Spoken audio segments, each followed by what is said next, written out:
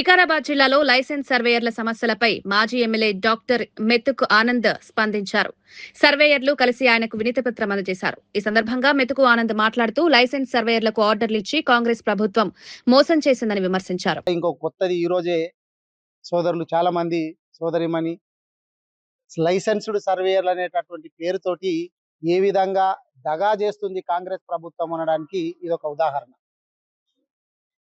Government ఒక 8 నెలల క్రితము తెలంగాణ రాష్ట్రం మొత్తము దాదాపు ఒక 10,000 మందికి ట్రైనింగ్ ఇచ్చి 100 రోజుల ట్రైనింగ్ ఇచ్చి ఎగ్జామ్ పెట్టి మీకు లైసెన్స్ మేము ఇస్తున్నాము, మీరు ఆథరైజ్డ్ లైసెన్స్డ్ సర్వేయర్ లాగా మీకు మండలాలు కూడా అలాట్ చేస్తున్నాము, మీకు వర్క్ అలాట్ చేస్తాము, మీకు ఇంత శాలరీ ఇస్తాము అనేటటువంటిది గతంలో వాళ్ళు హామీ ఇచ్చింది.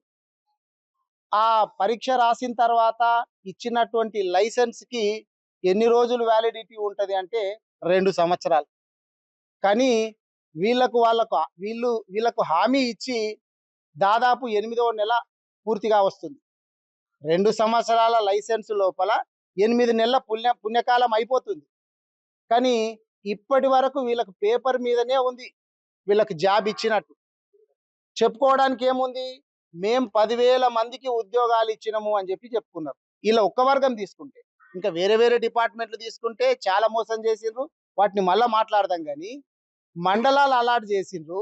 మండలాలలో ఇగో గీ క్లస్టర్లు, ఈ గ్రామాలకు మీరు పోవాలా, ఈ పలానా పని చేయాలా, మీకు ఇంత జీతం అనేటటువంటిది ఇప్పటి వరకు 8 నెలలు అయినా కానీ కాంగ్రెస్ ప్రభుత్వం పట్టించుకుంటలేదు. మరి వీళ్ళు ఏం చేయాలి ఇప్పుడు? కొంతమంది డిగ్రీలు చేసిన